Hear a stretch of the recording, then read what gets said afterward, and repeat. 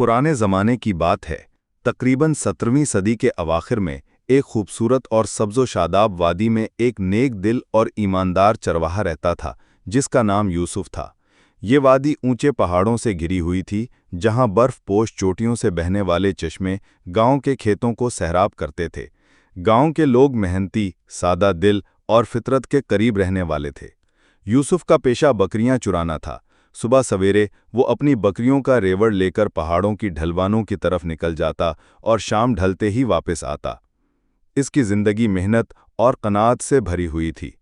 यूसुफ की 2 बेटियां थीं, ज़ैनब और मरियम। दोनों निहायत फरमाबरदार, नेक सीरत और बाप की मदद करने वाली थीं। उनकी माँ का इंतकाल कई साल पहले हो चुका था, इसलिए यूसुफ ने ही उनकी तरबियत में अपना सब कुछ लगा दिया था। यूसुफ बचपन से ही ईमानदारी के लिए मशहूर था। गांव में कोई भी शख्स अगर अपनी कीमती चीज़ खो देता तो ये यकीन होता कि अगर वो यूसुफ के हाथ लग गई है तो वो ज़रूर वापस मिल जाएगी। लोग इसकी सच्चाई पर कस्में खाते थे। एक ख़ास दिन की कहानी। एक दिन यूसुफ हस्बे मामूल अपनी बकरियां चुरा रहा था। सूरज की धूप नर्म थी और हवा में खुशबूदार फूलों की महक बसी हुई थी। अचानक इसकी नज़र एक पत्थर के पास पड़ी, जिसके नीचे कुछ चमकता हुआ नजर आया। तजस्सुस के बायस वो करीब गया तो देखा कि एक भारी भरकम सुनहरी थैली रखी हुई है, जिसमें कीमती सिक्के और जेवरात हैं। यूसुफ ने फौरन थैली उठाई और इसे गौर से देखा। ये किसी अमीर आदमी की खोई हुई चीज़ मालूम हो रही थी।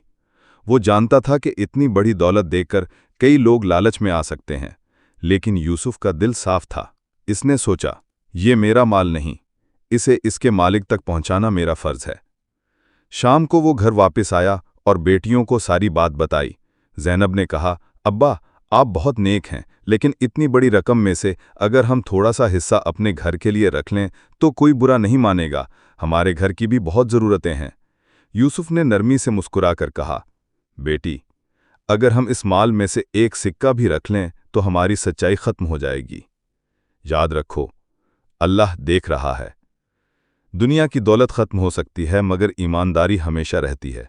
मरियम ने फौरन कहा, अब्बा, आप सही कह रहे हैं, हमें ये थैली मालिक को वापस करनी चाहिए। अगले दिन यूसुफ गांव के चौक में गया और लोगों को बताया कि इसे एक कीमती थैली मिली है।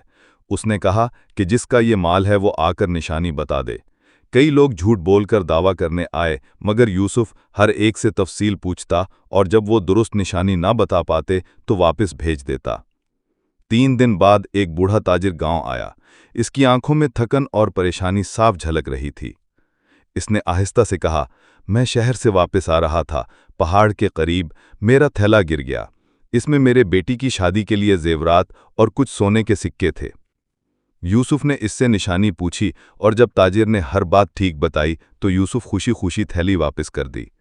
बूढ़े ताजिर की आंखों में आंसू आ गए। इसने कहा, यूसुफ, तुमने आज मेरी उम्मीद बहाल कर दी है। मैं तुम्हें इनाम देना चाहता हूँ।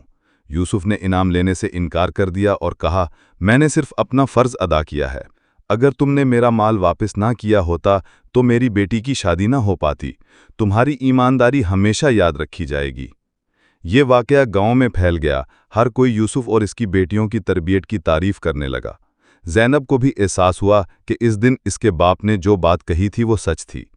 इसने बहन से कहा, मरियम, मैंने सीख लिया है कि सच्चाई का फ़ायदा दुनिया में भी होता है और आखिरत में भी। इस दिन के बाद ज़ैनब और मरियम ने अहद किया कि वो भी ज़िंदगी भर ईमानदारी पर चलेंगी। सालों बाद जब यूसुफ का इंतकाल हुआ तो पूरा गांव उसके जनाजे में शरीक हुआ। लोग कहते थे कि ये वो शख्स था जिसने कभी झूठ नहीं बोला और कभी अमानत में खयानत नहीं की। और यूसुफ की बेटियां अपने बाप का ये सबक हर एक को सुनातीं, सच्चाई वो खजाना है जो ना चोरी होता है और ना ख़त्म।